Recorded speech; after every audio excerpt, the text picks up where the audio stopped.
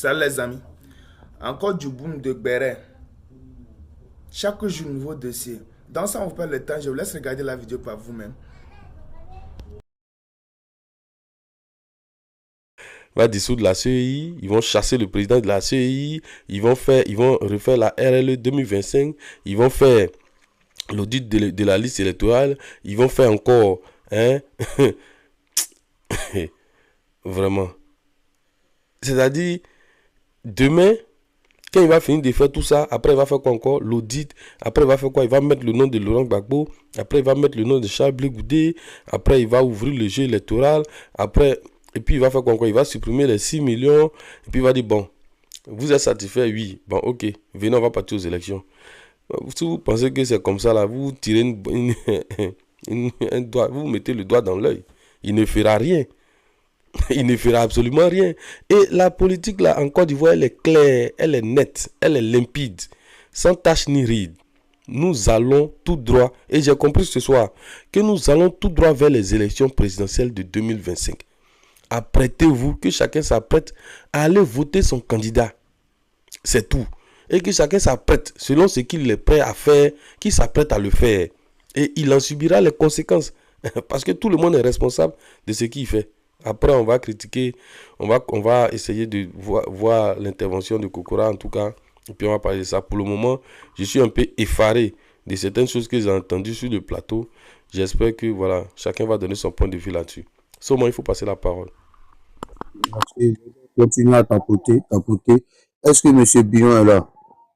Flavie, on va revenir à toi, il n'y a pas de souci. Je suis là. Allez-y pour votre analyse par rapport au En débat. fait, moi, je veux pas être long, hein, parce que quand tu as des puristes comme Lucas qui prennent la parole, c'est vraiment difficile d'en placer de véritables qui ont de l'intérêt. Mais ce que je peux dire, c'est cette phrase. Onzi Kokora, comme le coup d'Onzi, il a emporté ses adversaires sur le plateau. Retenez ça. Onzi Kokora, comme le coup d'Onzi, a emporté ses adversaires co-débatteurs sur le plateau. C'est ma seule phrase et je descends, je vous remercie. Je reste en bas pour tapoter. Merci, Il Billon. est fort. Il est fort. Merci beaucoup. Monsieur Andy, est-ce que vous êtes là?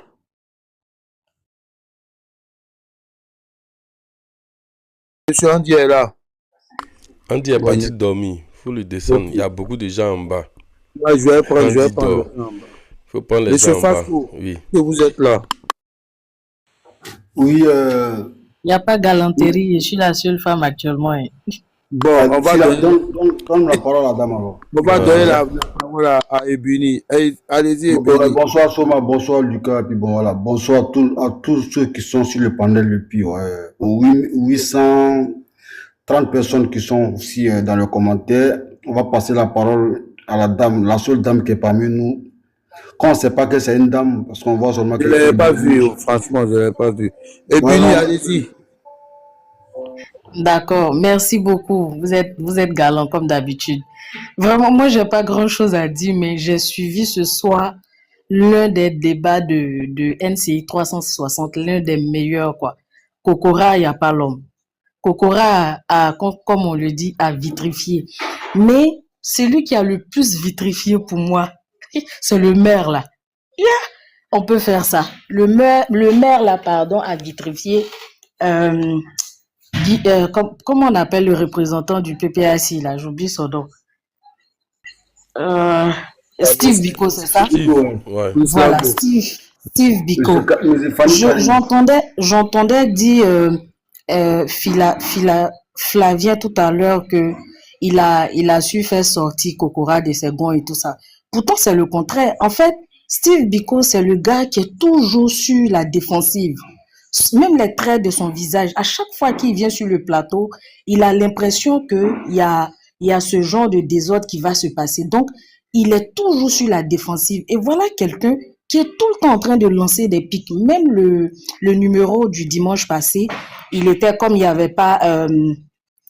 pas...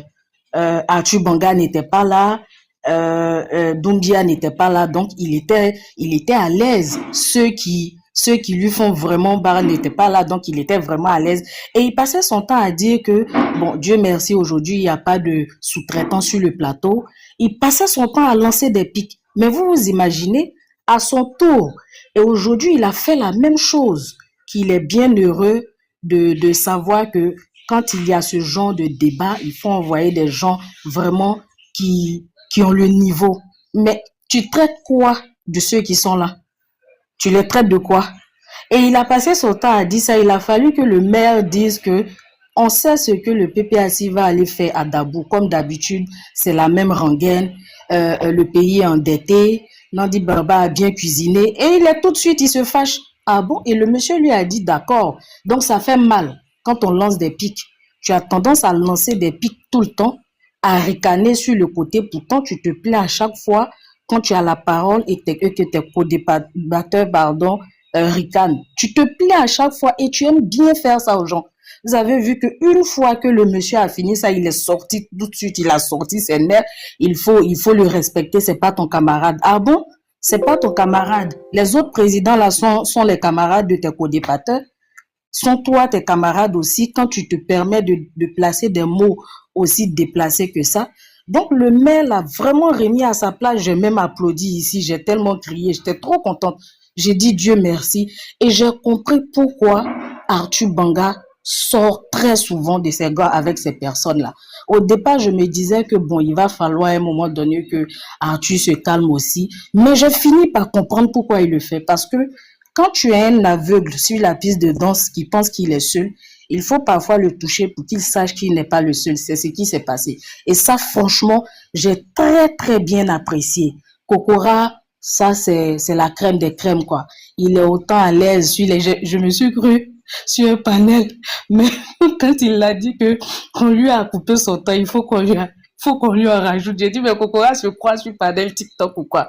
Franchement, il a mis la barre très haute. Et vous allez voir que après sa prise de parole et celle du maire, vraiment, le PPAC, le représentant du PPAC, Steve Biko, n'a pas eu grand chose. Il était tout de suite énervé. Et ça, c'est pas joli à voir. Je veux dire, dans un débat, toujours la mine froncée, tu sens que son cœur bout. À peine même, il veut vraiment d'écoute, quoi. Et vraiment qu'il arrête ça, c'est trop enfantin. Et il passe son temps à dire que quand il s'agit de ce genre de débat-là, il faudrait que NCI Ali envoie des gens qui ont le niveau. Lui, il pense qu'il a le niveau. Ce qu'il fait là, c'est trop enfantin. Même on met Lucas là-bas, mais attends, il te fait plaisir. Oui, d'accord, merci.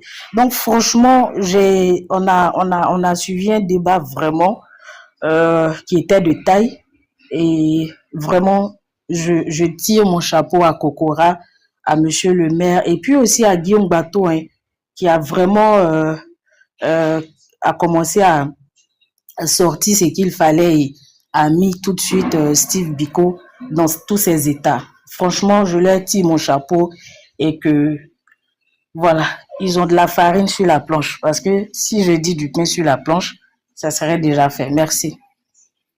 Maman, je vais me permettre de prendre votre place et puis faire monter quelqu'un d'autre. Merci pour votre truc, impression. Fasco, je reviens à toi. Flavio, vas-y pour ton temps de parole. Alors, moi, je disais que moi, je trouve que Fabrice Lago est quelqu'un de très pertinent. En tout cas, dans les débats, je trouve qu'il a cette capacité d'avoir un calme et d'être percutant quand il faut. Et ça, même si je ne partage pas les mêmes idées que lui, c'est une qualité que je lui loue. Alors, on échange avec Kokora, donc je ne vais pas taper sur lui. Donc, il a une participation, en tout cas une première participation qui pour moi est correcte. Mais je m'inscris en faux par rapport à tout cet éloge qui est en train d'être produit là. Moi, j'ai trouvé une participation normale. J'ai pas vu quelque chose d'extraordinaire. Il y a juste des données qui ont été, des chiffres qui ont été avancés, comme l'attaque sur le COGEP disant qu'ils n'ont pas de conseiller municipal, des petits pics concernant des chiffres, mais en tout cas de mon point de vue, j'ai pas vu où est-ce que le débat a été dominé par lui. Je pense que c'est le fanatisme de certains vis-à-vis de de leur ami qui fait que, voilà, ils avancent ces propos-là. Moi, je les ai pas vus. À côté de ça, je tenais à dire quand même que c'est triste de la part du PDCI d'être absent d'un tel débat. Je trouve que voilà, cette façon de boycotter là n'a pas de sens. Il y a des lucanes, faut venir s'exprimer. Faut venir s'exprimer, faut venir prendre part au débat et ne pas se cacher derrière des arguments, même si je peux comprendre que Atubanga a une certaine forme de virulence, voire d'impolitesse, mais il faut le combattre par les mots. C'est les mêmes mots qu'il utilise. Il faut pas fuir les débats. Moi, c'est une démarche que je n'apprécie pas. Et je tenais à le souligner aussi. Et pour conclure, je dirais que j'ai entendu Lucas et je ne partage, mais alors pas du tout sa vision des choses. Je sais pas, pour lui, il faut que les partis politiques de l'opposition quémandent. Il faut que ça genoux devant le président de la République pour demander à ce que on puisse les rétablir dans leurs droits. On dit et on répète que le président de la République a instrumentalisé la justice pour écarter les leaders. Et toi, tu demandes à ce que ces leaders-là aillent quémander, s'humilient, se mettent à genoux, pleurnichent pour pouvoir être inscrits sur la liste électorale. En fait, moi, je trouve que cette demande-là n'a pas lieu d'être. Les gens ont vu leurs droits boudés, ou du moins non respectés. Il faut les rétablir dans leurs droits, tout simplement. Parce que la justice qui a été prononcée, les condamnations qui ont été prononcées contre Laurent Gbagbo et Blé Goudé sont pas des condamnations dignes d'une justice. Et on va pas quémander pour ça. On va pas quémander pour ça. Je suis désolé. Il faut sortir de ces schémas-là. Et je termine pour dire que, en tout cas, nous les Tiamis, on ne s'inscrit jamais, je dis bien jamais, dans une perspective de violence. C'est pas notre modèle. Nous, on fait pas rébellion pour devenir président. On ne s'inscrit pas dans ça. Nous, on va aller aux élections. On va participer aux élections. Si on est battu, vous verrez, on appellera le président qui a gagné pour le féliciter. Vous verrez. Vous allez voir des choses que vous n'avez jamais vues. Donc, nous, on n'est pas dans une perspective de violence. C'est pas notre modèle. Et donc, dire qu'on cherche à faire de l'insurrection, ça, en tout cas, aller chercher ceux qui veulent faire de l'insurrection, nous, on n'est pas dans cette méthode-là. Nous, on va participer aux élections. On va présenter notre projet politique aux Ivoiriens et ils décideront et on s'alignera. Voilà le schéma dans lequel nous, on s'inscrit. Merci. Voilà ce que Merci. Thomas, Merci. Thomas Adams, en fait, moi, il voulait descendre quoi? Il voulait juste dire un mot et puis descendre pour laisser la place aux autres. Comme il y a Vas-y. Bonsoir les gars, désolé, il n'y a pas duré. En fait, moi, ce soir, j'ai vu vraiment, désolé Flavio, mais le PDCI, Tidjane Thiam serait un grand dictateur qui va prendre ce pays-là. Parce que, il vient de me rendre compte ce soir que M. Assi, qui est membre du PDCI, qui soutient, qui est même un soutien du président Tidjane Thiam, la semaine passée, il était sur le plateau, mais il est venu parler de sa structure, pas au nom du PDCI, vu que le PDCI a décidé de boycotter l'émission. Mais rendez-vous compte que M. Assi a été suspendu, il a été démis de ce poste-là, de la représentation qu'il a mis en place, juste parce qu'il est venu sur le plateau. Pourtant, il n'est pas venu au nom du PDCI. Ça, déjà, pour la démocratie, c'est pas bien. Thiam, c'est un petit dictateur en esprit.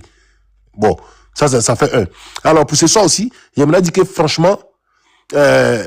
Kokora, quand on me dit que oui, M. Kokora, quand on lui lance des éloges, non, c'est pas des éloges, c'est des faits. M. Kokora est le seul sur le plateau qui a donné des chiffres, sans regarder une tablette, sans regarder une feuille. Ça sortait comme ça sortait. Il donnait des chiffres. OK? C'est le seul M. Kokora qui a donné des chiffres. Et je suis vraiment content pour le TK1 qu'il a donné au représentant de Charles Blé Goudé. Dès qu'il a dit ça, le gars est tombé en transe en même temps. C'est ça. C'est pas ce qui faisait mal, c'est que le débat des enseignants a trop duré. Ça fait que les Kokora n'ont pas eu assez de temps de parole. Ça me fait vraiment mal pour ça. Et quand on me dit que Lago n'est pas. Lago, il y a comme l'impression que Lago il est perdu. Il ne connaît rien en politique, en toute sincérité. Mais quelqu'un qui a passé tout son temps à être dactylographe de Stéphane Kifra en France ici, il le suivait partout. Il connaît quoi? Il connaît rien.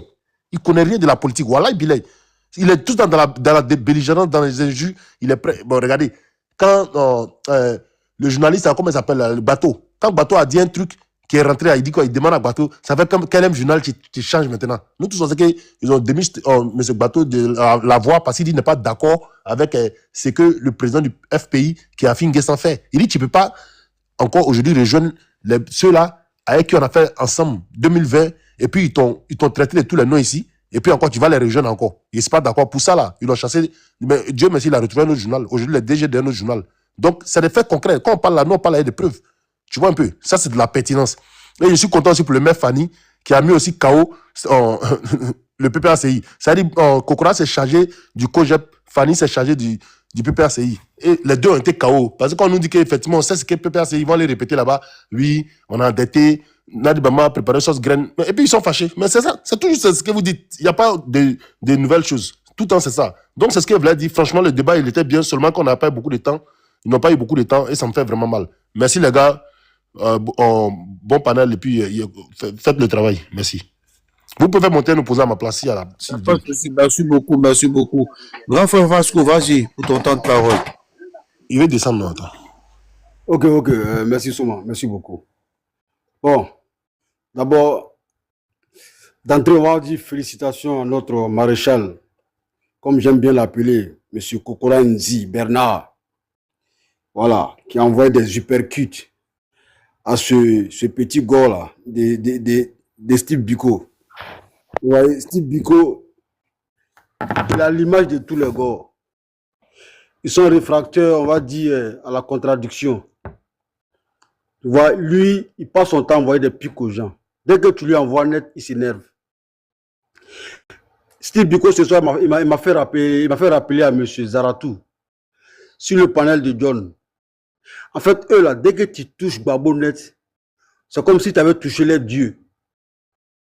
On dirait que Babo là même là, c'est pas un être humain. C'est-à-dire que lui là, on ne doit pas le critiquer. Dès que le maire Fanny Karim a critiqué Babo, il a parlé de Nadi Bama qui cuisine pour lui, parce que c'est là, c'est tout ce qu'ils savent dire, c'est ça. Nadi Bama cuisine pour Babo, la dette, l'IDH, tout. Donc, dès que le gars a parlé de Nadi Bamba, Babo Net, Steve Biko, il a perdu le contrôle. Il a commencé à s'énerver comme d'habitude. Vous voyez? Donc, Steve Biko, c'est pas un bon débatteur. Je suis désolé. Kokora l'a mis KO. Et Kokora et l'autre, le maire Fanny. En tout cas, voilà, chapeau à eux. Bon, concernant Kojep, moi j'ai toujours dit, hein, ceux qui sont là pour dire Bleu Goudé, il a changé de posture, Bleu Goudé, Bleu Goudé là, c'est le plus dangereux homme politique en Côte d'Ivoire. Bleu Goudé là, il est plus dangereux que tout le monde.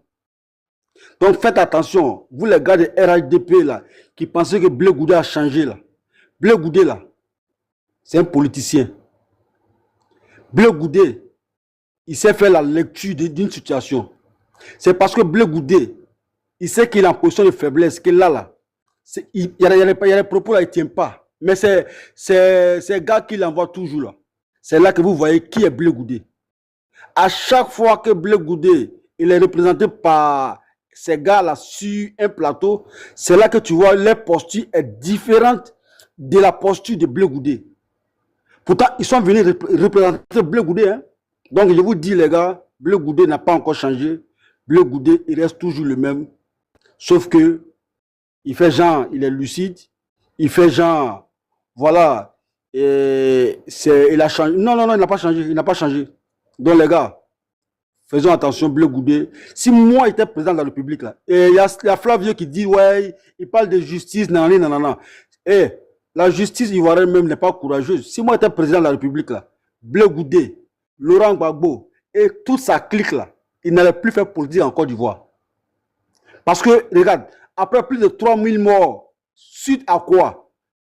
Au refus de reconnaître les défaites électorales, vous acceptez encore ces gens-là de prendre la parole publique concernant la politique. Non, mais il faut arrêter. Il faut arrêter. Ces gens-là ne doivent plus faire la politique en Côte d'Ivoire. Parce que ceux qui sont morts là, mais ils ont des parents. Ils ont des parents. Donc il faut arrêter. Bleu Goudé et les autres là, les babous là et tous là, ils ne doivent plus faire la politique en Côte d'Ivoire. Parce que quand on parle de la condamnation, ça parle du quoi? Oui, il est pas là. Une minute pour chuter, s'il te plaît. Ok, merci. Oui, on sont venus, on savait qu'ils étaient à la CPI, et puis on est venu chez eux, leur donner une convocation, nanana. Non. Moi, je pense que la justice ivoirienne doit être plus courageuse et puis dire les choses comme il faut. Ces gens-là, franchement dit, ils n'ont plus droit à la parole publique en Côte d'Ivoire. Soma, merci beaucoup. Et pour chuter, en tout cas, une fois de plus, bravo et merci à Kokora qui nous a représenté de façon, on va dire, magistrale. Merci mon gars, merci le maréchal Kokora et allez, bonne soirée. Soma, je descends pour laisser la place à quelqu'un d'autre. Merci beaucoup, merci beaucoup. Est-ce que grand frère Fils du Nouveau est là? Il y a longtemps et le truc, c'est tout allait bien jusqu'à ce qu'on se rende compte. Fils du Nouveau, est-ce que tu es là? Oui. Allez-y pour votre temps de parole. Alors, merci de me donner la parole. Merci à toi, Soma. Bon, je ne vais pas trop durer vu que demain, c'est le boulot. Alors, c'était juste pour essayer d'exprimer ma fierté au doyen Kokora. Et je pense qu'il a été à la hauteur ce soir et on a vu qu'en face, il n'y avait rien. Les gens étaient dans du dilatoire, dans de l'énervement. Donc, l'opposition n'a plus rien à proposer aux Ivoiriens. Donc, je pense que tous ceux qui sont militants et sympathisants de l'opposition, faut que dès maintenant, ils commencent à faire un choix objectif, un choix évident. Parce que l'heure n'est plus à la plaisanterie. Il faut donner sa voix à quelqu'un qui pense aux Ivoiriens. Donc, je pense que le débat, il était très constructif. On a vu un Fabrice Lago dans toujours du dilatoire, dans la diffamation, dans l'énervement, dans la provocation. Mais ça n'a pas marché avec M. Kokora qui a toujours gardé son calme magistral et qui a pu débattre avec maestria. Donc, nous sommes fiers de lui.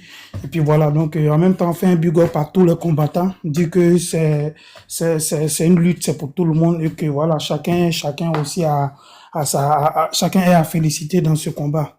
Donc moi, je vais chuter par là pour dire bonne nuit à tout le monde et merci aussi à Lucas qui se prête au jeu, qui prend de son temps pour nous permettre de nous exprimer. On lui tire vraiment le chapeau. C'est pas si tu as passé chez moi boire, je sais pas si c'est bandit ou bien champagne, on va gérer ça, Lucas. Ok, bonne nuit à tout le monde, je descends. Merci beaucoup. Est-ce que monsieur le Mac est là? Le Mac? Oui, je suis là. Excuse-moi. Bonsoir, je suis là. Je voulais parler. Président, je reviens à vous tout à l'heure, ne vous inquiétez pas. D'accord, moi je suis là.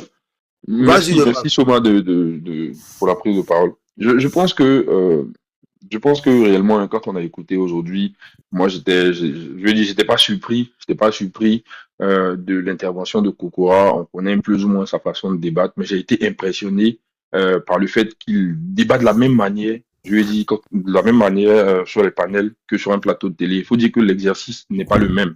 Et je suis d'autant plus étonné qu'on dise que Lago Fabrice est déstabilisateur et que Kokora a été normal. Je lui ai dit, c'est pas juste de dire ça. Quand on regarde le débat, on sait bien, je lui ai dit qui s'est énervé quand on a dit que Laurent Gbagbo allait parler de la sauce graine de Nadi Bamba ou de la cuisine de Nadi Bamba. Et c'est une réalité que le maire a décrite d'ailleurs. Mais je pense que concrètement, dans les débats, ce qu'on attend des débatteurs, ce sont les arguments, les chiffres, les arguments, mais les preuves et en fait la structure aussi de l'argumentation. Et en matière de structure, je pense qu'en un laps de temps, Kokora a donné énormément d'informations. Et donc, on est là pour débriefer le débat en lui-même. Mais pourquoi on parle de Kokora? C'est justement parce que c'est quelqu'un avec qui on a l'habitude de débattre ici, qui aujourd'hui est sur un plateau de télé. Il faut encourager ce type d'initiative-là, parce que débattre même sur un panel n'est pas facile. Et encore, je dis débattre maintenant sur un plateau de télé, c'est quelque chose d'autre. Donc moi, je suis vraiment content de son intervention. Je suis content du fait qu'il soit sur ce plateau-là et que réellement, il représente, je lui ai dit, le parti qui est le sien. Donc, pour revenir maintenant sur les différentes questions, les différentes thématiques abordées lors du débat, je ne vais pas revenir sur la question des enseignants. Hein. On s'est rendu compte de la mauvaise foi de ces enseignants et de la politisation aujourd'hui de l'éducation nationale. Moi, j'ai toujours été contre le fait qu'on ait, je lui ai dit, des enseignants PDCI, des enseignants RDR, etc. Mais c'est quelque chose qui a toujours existé. Donc, on ne va pas venir faire comme si c'est maintenant ça existe. Je suis d'accord. Mais la façon dont les enseignants veulent paralyser l'école, ils savent qu'en ce moment, il y a le PASEC qui est en train d'évaluer l'éducation nationale en Côte d'Ivoire. Et c'est ce moment-là qu'ils choisissent pour faire la grève. Donc, c'est quoi? Quel signal ils veulent renvoyer? Ils veulent renvoyer un signal selon lequel notre éducation nationale est malade. Et ça, c'est fait à dessein. C'est fait à dessein parce que ils n'ont pas la culture de la notion d'intérêt général. Quand on a un gouvernement qui a vraiment changé, je veux dire, qui a apporté beaucoup de réponses à un certain nombre de questions qui étaient posées depuis les années antérieures, C'est-à-dire que la révalorisation de votre salaire, les primes de transport, je dis le 13e mois pour les fonctionnaires, et on se rend compte que vous parlez de primes d'incitation, ce qui n'existait pas avant, mais le gouvernement n'était même pas fermé à la réflexion. Mais ils ne savent pas que, je dis, toutes les dépenses je dis, d'un gouvernement, toutes les dépenses publiques doivent être budgétisées, et quand on parle de budget, comment est-ce qu'on finance, en fait, cette dépense-là, etc. Tout ça, ce sont des questions qu'on devrait pas. Je pense que c'est cet exercice-là que la ministre veut les envoyer. Ce sont des intellectuels. Et à un moment, là, il est de nous toute notre responsabilité de faire en sorte que la Côte d'Ivoire se porte bien, pas qu'elle se porte mal pour des intérêts personnels. Donc, après ça, la question même, je lui ai dit, du PDCI, de la RLE, je lui ai dit, ce sont les mêmes questions qu'on a abordées depuis longtemps. Hein. Les gens disent qu'il y a 6 millions d'électeurs sur la liste électorale, 6 millions d'électeurs conflictuels sur la liste électorale. Et Kokora a fait une analyse qui est, pour moi, formidable. Quand on dit à 6 millions de personnes, alors que de 2010 à maintenant, on a enrôlé maximum 3 millions de personnes. Donc, on veut dire que depuis 2010, on a traîné ces irrégularités de 3 millions de personnes-là. Et ces irrégularités-là ne vous ont pas dérangé et vous êtes même allés aux élections, je vais dire, avec ça. Donc, je veux dire, à un moment, il faudrait qu'on soit sérieux quand on débat. Il faudrait qu'on soit sérieux et qu'on accepte le fait que, je vais dire, que ce soit notre fichier national, ou que ce soit la façon dont même la Côte d'Ivoire fonctionne aujourd'hui, on n'est pas capable de forcément enlever une personne décédée sur la liste électorale du jour au lendemain. Il y a certaines irrégularités qui sont intervenues justement à cause de la façon dont les audiences foraines se sont faites dans les années antérieures, etc. Donc c'est ça, ce sont les irrégularités qu'on sait. Mais je vais dire que aujourd'hui, avec la tablette, la biométrie, il n'y a pas de souci. Avec la tablette, la biométrie, etc. Là, je vais dire, on sait que les gens qui sont dans une certaine mesure qui n'ont pas lieu d'être sur la liste électorale ne seront pas sur la liste électorale. Et maintenant, je vais dire pour terminer avec les questions même les appels de l'opposition aux marches, aux déstabilisations, de se tenir prêt, etc. Moi, je pense que ça là, c'est d'une nullité qu'on ne dira pas son nom. On verra comment ça va se passer. Moi, je le dis, si il y a derrière des marches et il y a derrière des tentatives de déstabilisation. Moi, j'en voudrais au président de la République qui n'a pas pris ses responsabilités. Donc, pour être cohérent, c'est ce que je dirais. Mais sinon, je pense que l'opposition aujourd'hui est aux abois. L'opposition aujourd'hui est mal en point. Et malheureusement, la seule arme qu'elle a, c'est d'appeler, je lui ai dit, à ce que les gens descendent dans les rues ou d'appeler à la décrédibilisation de la CEI. Et cet exercice-là, on sait que c'est un exercice qui n'est pas crédible parce qu'on l'a démontré sur le panel, on l'a démontré à plusieurs reprises, qui sont dans le mensonge et dans la fabulation. Donc, c'est vraiment ce que je voulais dire. Et voilà, sur moi, je te remercie.